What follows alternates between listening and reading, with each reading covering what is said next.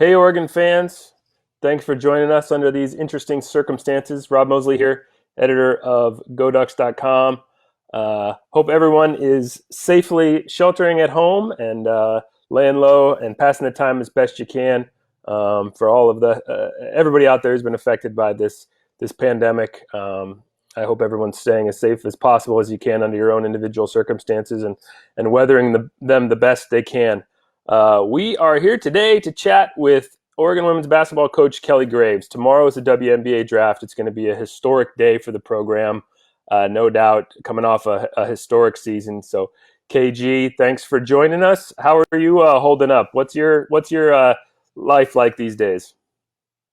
Well, I think the same as everybody. We're trying to keep ourselves busy best we can and make the most of it. I know we're navigating new waters, so to speak. This is it's been crazy, but I think at this point I'm starting to, I think tomorrow actually marks the point where we can kind of close the door or book, I guess, so to speak, on this past season because now those guys aren't going to be in our program. They've moved on. They're somebody else's problem.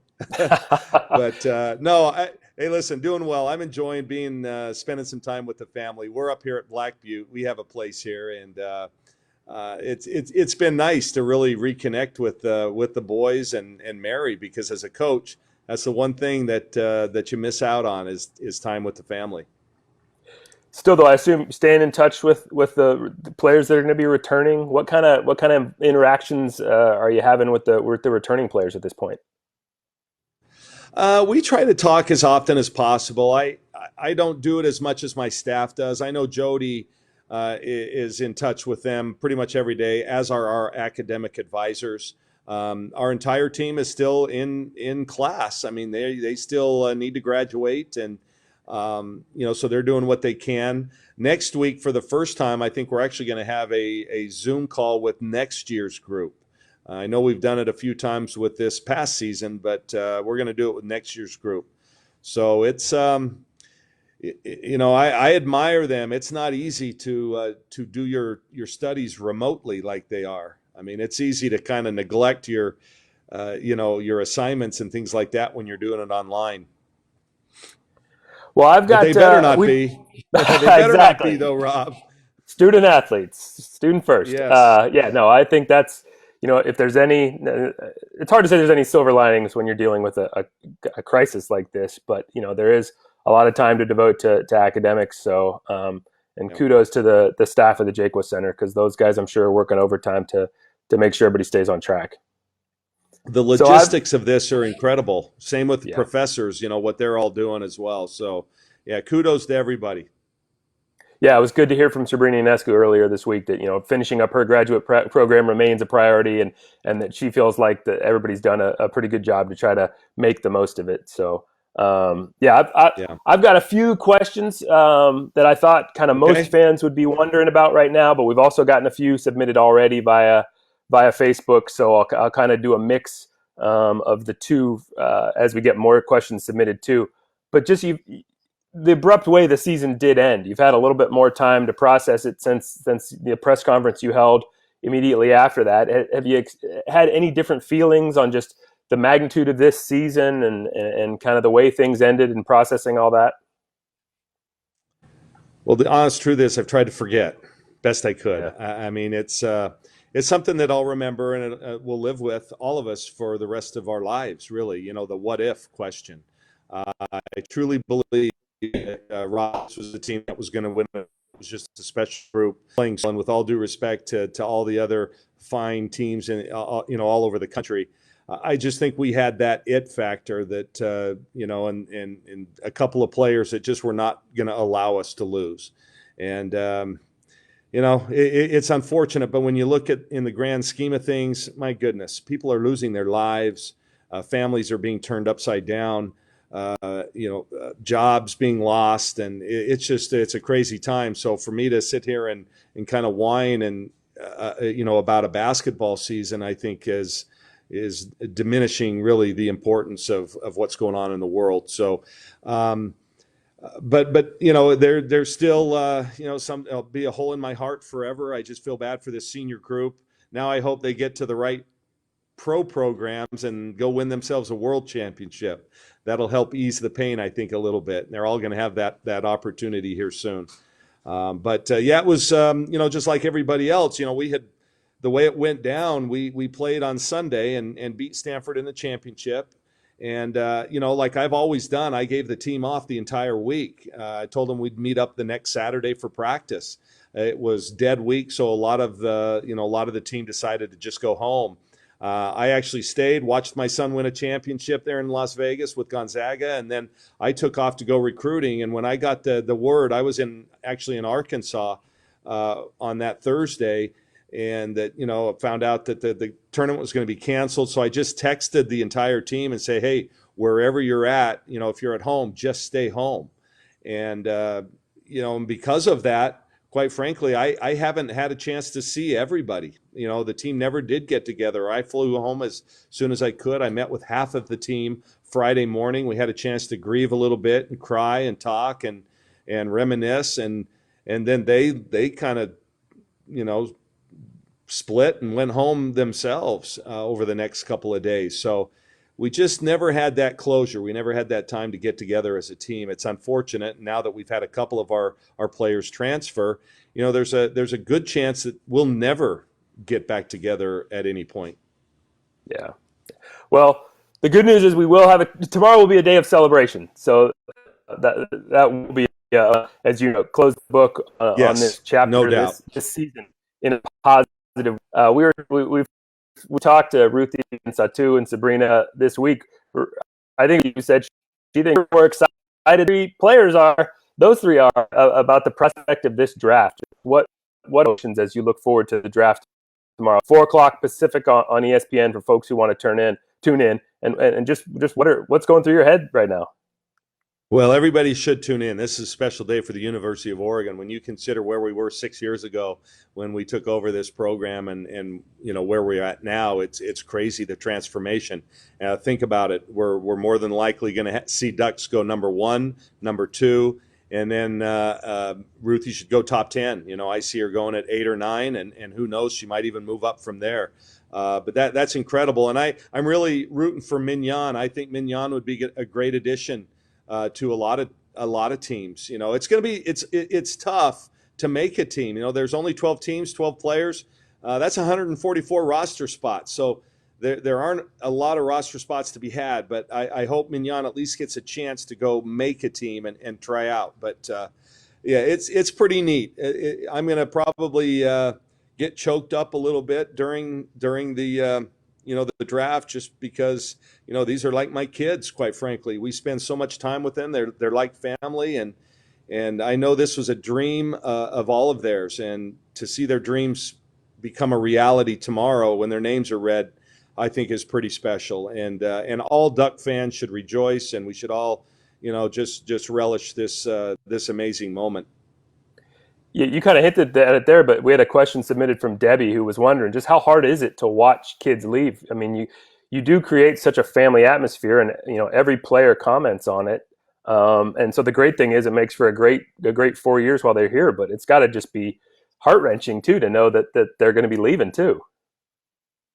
You know, it is, but I think what makes our program special is that, you know, our relationships don't end when they leave campus. I mean, they continue on. You know, I plan on being at weddings and seeing kids born, and following their professional careers and helping when I can and advising when needed. And, you know, I think they become extended family, and they do so for life. So, yeah, we won't get to see them in Eugene until their numbers are retired or they enter the Hall of Fame or whatever, you know, awaits them. But at the same time, you know, we'll always be in contact, and we'll always be family, and we will always be there for them. That's the one thing to know. We'll always, you know, we'll be there in Eugene whenever they need us. Well, let's talk about each of the draft prospects individually, just real quick, just quick hits. But Sabrina, obviously, a lot of mocks, pretty much everyone universally thinks she's going number 1 to the New York Liberty. And imagining her and the profile she already has going to New York, I mean, what do you foresee for her and for what she means for the game if she does go number one into that market. Well, she's got a chance to be the face of not only their organization, but the face of the professional league of the WNBA. And I don't want to put meaningless or needless pressure on her. She's going to have enough on her being the number one pick and being in New York. With that comes a lot of pressure. But she's got that capability, and I know she's yet to prove herself, and she's gonna have some tough times. But has she never not answered a challenge? I mean, that's who she is. That's how she's built. That's in her DNA. So I anticipate she's going to do the same thing in New York, and she's going to give them more than just production on the court. She's going to, with the movement they had with their roster yesterday, I think they're saying, Sabrina, we want you to to really change this culture. And if there's anybody who can do that, it's Sabrina. What about her game? Is her game at that level going to look much different than it has for 4 years as a Duck? No, I think she'll be able to impact same way. Maybe not get 9 or 10 boards a game. That's going to be pretty difficult because the players in there competing for rebounds are going to be a lot longer than the ones she's been playing against. But no, I still think she's going to be able to run an offense. She's still going to be able to make baskets and timely baskets. The game's going to be a lot quicker. There's no question about it. It's going to be a lot more athletic. She's going to be tested every day. And she wasn't in college. So, she's got her work cut out for her. I mean, it's not a given that she's going to go in and produce the way she did, but Sabrina, I know Sabrina, our fans know Sabrina. I got a feeling she's going to rise to that challenge. No doubt about that. That's going to be fun to watch. Again, almost universally, it seems like now folks think Satu will go second to Dallas. She was talking today, though, about how tough the decision was to leave early. What was your sense of just how difficult a decision that was, and how much it was weighing on her? Knowing what she could accomplish if she came back, and just her comfort here, but also knowing that she was probably ready to test herself at that level as well. Yeah, I mean, she had good reasons to come back. She had really good reasons to leave. So it was, we tried to talk about the pros and cons of each. And we did that several months ago. She made the announcement, I think in February, that she was going to go. And I think she had given it thought and had really come to that and felt good about that decision then. And I actually admire her for doing that then. She didn't want to upstage the seniors on their important week and kind of be a distraction all the way through postseason. So she went ahead and made the decision. Then after all this, coronavirus, these problems, I think she rethought her decision. And there were reasons. I told her, and again, I tried not to put pressure on her either way, but I just said, if you come back, if you went on Players Tribune like Sabrina did the year before and say, hey, because, in honor of my sisters, Minyon and Sabrina and Ruthy, who didn't get a chance to win that championship this year, I want to come back to the University of Oregon. I said, you'd have been a hero, and she would arguably been the prohibitive number one pick next year and really the face of women's basketball on another elite team next year. So she had good reasons, but in the end, I think she made the right decision. She's ready. I know her family could really use the financial help back home. She has little brothers still in Berlin. And even though WNBA isn't life-changing money, it is for her family. And, Satu's just such a bright star in our game. She's got a chance to also be the face of her franchise and to be one of the best players in the WNBA. I mean, there's nobody like her. Yeah, she's a unique I'll try kid. to keep the answers shorter. No, that's great. She's. I think people want to hear from you. They're not here to hear me jabber. She's said today, speaking of how unique she is, that in order to pass the time, if the season gets delayed any longer, she might study to go to law school. So clearly, she's a kid with a lot of talents. But we saw that on the court too. She's such a unique player. Is that going to translate? Is she still going to be that kind of a matchup nightmare at that level? Yeah. She does things that few other players do, and we saw it. Every game it seemed like she made that one play where you go, "Oh my goodness. I Yeah. mean, I've never seen that before. And that's the kind of talent she is. And, I've told people for 3 years since she's been here that she's the most interesting player that I've ever coached. And I wasn't just talking about on the court. She is an interesting person. She's, just extremely intelligent. She's well spoken. She is socially very aware, and is not afraid to opine on social media about some of the social injustices in the world. I would not be surprised to see her take over for Chancellor Merkel as the Chancellor of Germany someday. I mean, she's that kind of a person, and very unique. So I think the league is getting a potential ambassador for the league, on the level of the Aguamakes, that she can make an impact, on and off the court.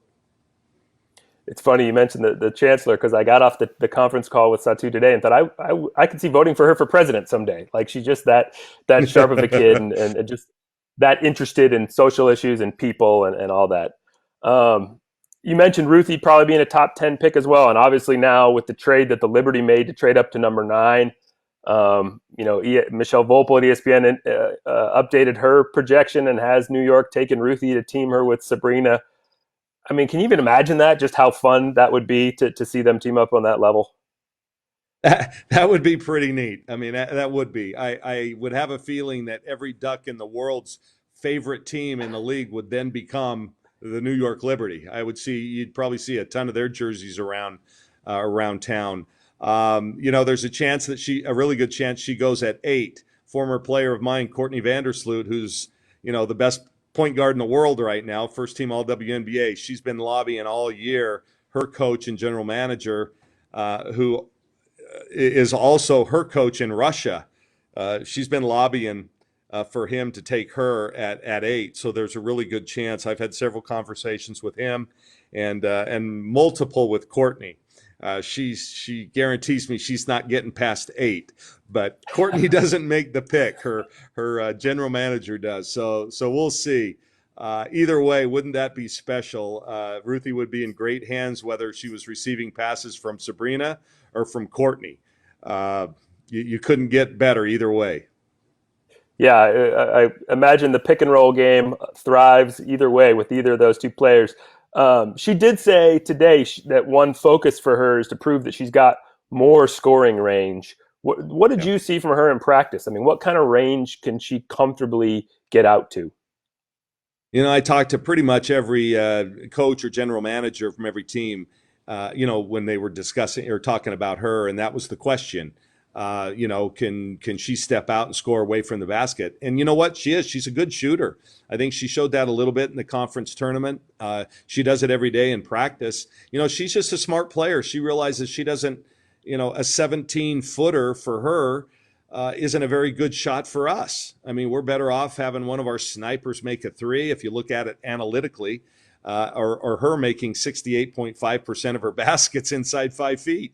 So, she just wasn't asked to do that, and therefore she didn't do it. It shows great understanding and maturity and unselfishness on her part. But I think she's going to be able to step out.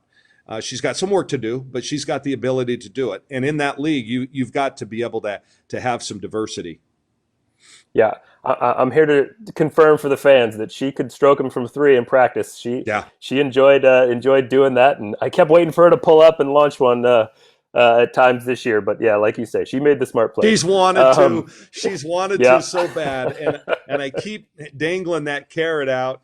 And I was gonna hopefully let her shoot one. Not that I have to let her do anything. She could shoot it if she wanted to, a 3-pointer. But she'll have plenty of opportunity in the WNBA.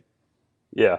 And Minyon, you talked about her as well, and she's not as prominent in some draft projections, but you think she could carve out a role if she had an opportunity to go to a camp and try to win a spot? She could. I think it would be difficult. I do. And knowing Minyon, I don't think she wants to necessarily go overseas to play. She has received a prestigious internship with Jordan Brand, so she's going to be in Chicago. I tried to talk to the Chicago people about, hey, she'd be a great person for your camp, somebody who could really push Courtney and make her better. Listen, Minyon gets lost in this whole big three thing. That's too bad because she was a huge part of what we accomplished this year. She ran the point guard for the most efficient offense really in the history of college basketball. And that's saying something. And what she did for us defensively, she changed our whole identity. Therefore, I think she helped change the whole outlook of our team in postseason. So we owe her a lot, and I don't want her to ever feel like she was forgotten, because I guarantee you the fans in Eugene will never forget her. Yeah, I see her being like the CEO of a company. She commands respect and she earns respect. And she, in terms of Yes. setting a culture and demanding a culture, I mean, you could see that the imprint she put on this team in just 1 year. I mean, she's going to be a success at something. I would hazard You a know guess. what? Yeah, she if she was running this country, we'd be in a better place right now. Because she gets All things right. done and yeah. Yep. Moving Did on. I cross a line there? Hey, Okay. for some people, maybe yes. For some people, maybe no. I was speaking less on who's there now and more on Sure. that's how great Mignon's she is. capabilities. Absolutely. Well, Yes. we're just proving to everybody this is off the cuff. Um, let's transition into some questions that we got submitted. Amanda just wanted to look towards next season. Just what are your thoughts on the lineup or the roster as it's currently constructed? And you might hit on a question from Benjamin, who was asking about, we've had a couple transfers out. Do you imagine getting a transfer in? What do you think about the returning players and then the chance to maybe complement them with a new Yeah. addition? Well, great question. First of all, let's talk about the transfers. Yeah, Holly Winterburn and Lucy Cochran both left the program. Holly's already, announced her new school, which is UC Davis. I think it's a great level for her. I think she's going to be, a really successful player there. And we're pulling for her. She had a great experience here. We have no problem with her. She just wanted to play a little bit more. And in her mind, didn't feel like that was going to be the case here at Oregon. Can't fault that. Same with Lucy. They were a big part of what we did. They're always going to be a part of this fantastic team we had. So we wish them the best, and there's no ill will. At the same time, yeah, we'll be looking. I'm hoping to bring in a grad transfer, just a little more experience. I think everybody, what a great freshman class we have coming in. 5 McDonald's All-Americans. All highly rated players. That's all well and good. To me, what's important is they're the right players. They're all winners for the 5-1 state championships, and the only one that didn't was Tahina Paopao, and her team just won a national championship. They were named the best, number one team in the country this year. So they're all winners. They know what it takes to win, but they're freshmen. And then you look at the two players that were in street clothes most of the year, or actually all of the year, Satu Sabally and Sedona Prince, both phenomenal talents and both potential pros. Well, not potential, they're future pros. So you add those two, we got 7 freshmen next year. So that's a young team, but I do really like our returning letterman. I mean, you start in the backcourt with Jazz Shelley. I think everybody saw, what a great player she was. And if she would have played 30 minutes a game, she would have statted out as well as any player and been a potential freshman of the year in the conference. She was just playing behind Minyon and Sabrina. But she's a fine player. Taylor Chavez is back, and I think we all know, what she's capable of, and she's going to, I think, take that Sabrina role in terms of, she's going to be that tough player, that isn't afraid of the pressure, and she's going to take that big shot. We're going to probably move Erin Boley to the 3 spot a little bit more this year. I think she's certainly capable. She's more than just a spot-up shooter, but she's done that for us because we didn't need to have her as a playmaker. Again, a very unselfish player and a smart player. She realizes where she fit in with this group. Well, now we're going to ask more of her, and she's capable. We're, again, hoping to maybe bring in a grad transfer on the perimeter, just to shore that up. But then you look inside, you've got Lydia Giomi returning. And I'm sorry, I forgot Morgan Yeager. Morgan Yeager's now a 5th-year senior and a very capable player as well in the backcourt. And then you've got Lydia Giomi inside, plus Sedona and Niara. So that being said, that's a pretty good roster right there. And I didn't even mention the 5 freshmen. And basically we have one at every position. Tahina Paopao is one of the favorites, or was one of the finalists for the Naismith Player of the year, one of the 5 finalists. She's terrific, and what a name, man! We're going to have a lot of fun with that last name, Pow Pow. But she's an elite point guard. And then you've got Maddie Shear, another excellent playmaker, 2-time Gatorade Player of the Year from Kentucky. She's very Maite-like in her game. Just smooth. She plays both ends of the floor. She can shoot it. She can handle it. She can play out of pick and roll. Sydney Parrish, 6'2", Player of the Year out of Indiana, and our highest rated recruit. Is the best shooter in the country, hands down. I mean, she's another Erin Boley. Can just stroke it from anywhere. She's got a quick release. She can also post up a little bit. She's got a more versatile game than I think people realize. And then the 2 inside players, I think both have a real chance to be special players. Angela Dugalich at 6'4", can shoot it, pass it, put it on the floor. I call her a young Brianna Stewart. She's got that kind of ability. I'm not calling her another Brianna Stewart yet. That remains to be seen. And then Kylie Watson inside. She could be another hammer for us, but man, she can shoot the 3, handle the ball. They're all multi-skilled, so this is a good group. The Ducks aren't going anywhere. We might be young and a little bit green early, but I would hate to play us next March. Benjamin was asking too about leaders. Who are the leaders of that group? Oh, I think we have great leadership. I think that's not even going to be a question. I think Taylor Chavez, no question about it. She's going to command the respect of everybody. Already has. Erin Boley, Lydia Giomi. I would look to those 3 as really our team leaders right now. But leadership always evolves. You just don't know, and you don't know where that's going to come. I think everybody saw our leader this year as Sabrina, and that's you can say that. But Erin Boley was a quiet leader for us. Satu Sabally was, had the respect of everybody in the locker room. So it comes from different places. Just a couple more here, and then we'll let you go. But Josh was wondering. This is kind of fun. I actually enjoy this. Ask away. I'll do quicker answers so we can get through more questions. Just a couple more. Josh was wondering that obviously the fan presence just exploded the last couple of years. And the attention you guys got, obviously nationally was huge, but in the community too. And it was great to hear about, Satu on her call with media today, talking about how much she's just going to miss that, just the community that was formed here. And Ruthy was saying, as you were alluding to, she's looking forward. She knows there's going to be Oregon fans that follow them wherever they get drafted. And she can't wait to see that. But what does that mean for you and your program? Just to let you know, the Seattle Storm game against New York is already sold out. I mean, nobody even knows when it's going to be played, but it's sold out. Yeah. So keep going. I'm sorry. No, going to be a lot of green and yellow there, regardless. But yeah, I went up and saw Maite up there when she played last year, and it was a lot of fun. But what has that meant to your program, and just the culture around your program, the way that all the fans have rallied to support you guys the last few years? Oh, I think it's been incredible to see the support that we have, and not just in Eugene. When we went on the road in Pac-12 games, attendance rose 75% at Pac-12 venues, and a lot of that were people in green. 2,000 a game, more than normal that went to see this group play.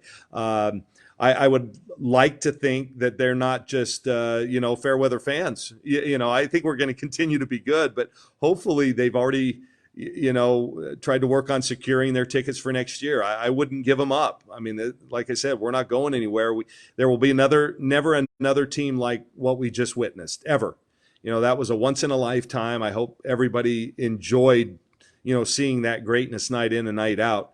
They left a legacy that will never be matched.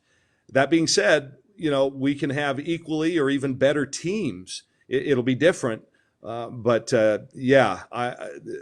the fan support we get is known nationally. We were second in the nation in attendance, and hopefully that continues. And what I appreciate most, Rob, is they're not just in their seats; they're actually engaged, and into it and loud. And I don't know how many games we won by 30, 40, sometimes 50 points at home. And they stayed till the end. It wasn't like they were getting up and leaving at the end of the third quarter. They stayed because I think they appreciated the kind of basketball that was being played. Yeah, it just felt like a true sense of fandom and passion for the team and passion for the players, right down to its core. So it's just been phenomenal to watch the last couple of years. So thank you for helping create that, and all the players and your staff as well. Leslie was Well, wondering aren't too. they all coming to see the coach, Rob? They're all coming to see I, me. hey, you're known to put on a I mean, show. come That's for sure. on. Hey, Rob, I'm a fan like everybody else, man. A lot of those nights I'm just sitting there watching them and enjoying it like everybody else is. You know, there were times when it was on autopilot. Those guys were just in sync and playing well. So, It's good to hear that you were able to appreciate it the way we all were too, because obviously I'm sure there's times too when you get caught up in it and kind of lose focus on that. But yeah, I mean there was just so many great moments to celebrate. Leslie was wondering about lighthearted moments. Are there any mm, things that really jumps out, moments that you enjoyed sharing with the team? They've all done such a good job of showing their personality over the yeah. years, but other memories that are going to jump out as you look back on this group. Well, I can't think of any lighthearted moments in particular. My boys and my family are really close to the team, and they could probably tell you. But you were around us a lot.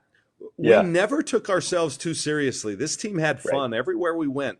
We didn't act like we were too good for people, and we would at our shoot arounds on game day they were always light and fun and upbeat and I always had announcers say, "Do you guys take this serious?" And I go, "Well, yeah, we're serious, but you can still have fun."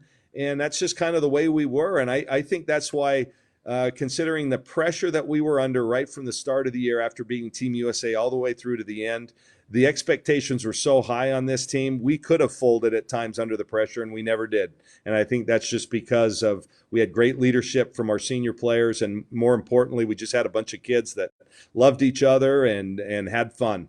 So were there moments? Yeah, I can't kind of think of any right now.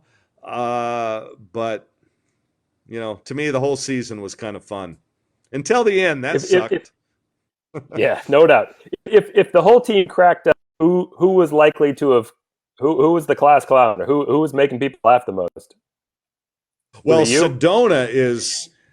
Yeah. Well, I'm usually the butt of most jokes, unfortunately, because and thank goodness I'm a little older because I don't get most of them anyway. So Yeah. I would tell my dad jokes and they would roll their eyes and give me a courtesy laugh. But no, I think Sedona is a lot of fun. I think Taylor Chavez is kind of sneaky funny.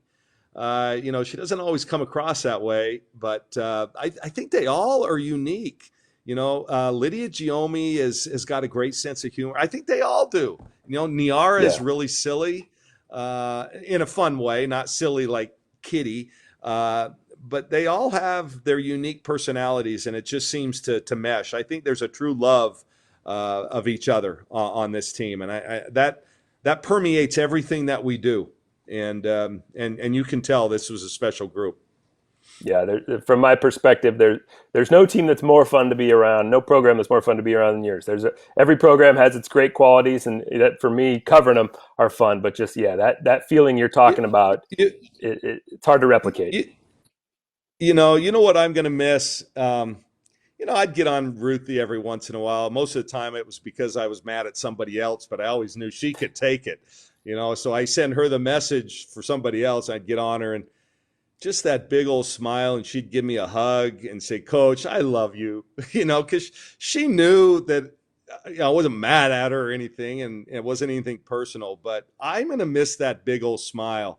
I'm going to miss Yeah. that confidence that Sabrina gave me personally when the chips were down or the game was close or we weren't playing that well. And she'd look over at me. She goes, "Coach, don't worry. I got this."